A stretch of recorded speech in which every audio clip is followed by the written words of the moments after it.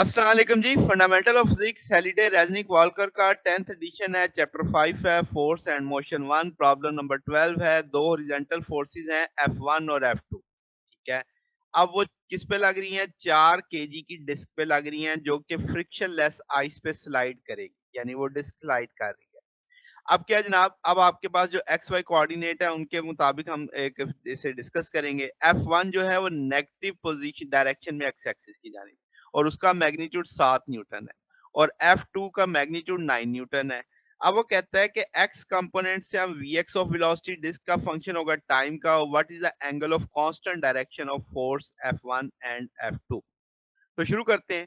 अब ये हमें सिचुएशन ग्राफ की दी हुई है, तो हम कहेंगे जब टाइम 0 था तो वेलोसिटी -4 थी। जब टाइम 2 सेकंड है तो वेलोसिटी आपकी +2 है। यहाँ पे अगर आप गौर करें, तो हम यहाँ से स्लोप फाइंड आउट कर सकते हैं। तो आपके पास delta Vx over delta t, इस सारे को निकालेंगे तो 3 मीटर पर सेकंड का एक्सेलरेशन आ जाएगा।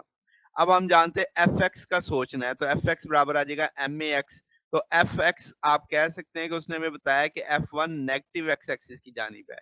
तो अब आपके पास आ जाएगा कि F1 plus F2 cos of theta max आ जाएगा। यहाँ से हम कॉस थीटा निकाल सकते हैं max माइनस F1 और F2। अब हम वैल्यूज प्लेस कर देते हैं कॉस इनवर्स के साथ। m की वैल्यू भी मालूम है, x की वैल्यू भी मालूम है और F1 की वैल्यू भी मालूम है और आपके पास F2 की वैल्यू भी मालूम है। तो मैग्नीट्यूड दिए हुए हैं, तो ये 56 डिग्री आएगा। तो वो एंगल जो होगा between the constant direction F1 और F2 के बीच में वो कितना होगा? 56 डिग्री होगा। तो इस तरीके से हम इसे मालूम कर लेंगे।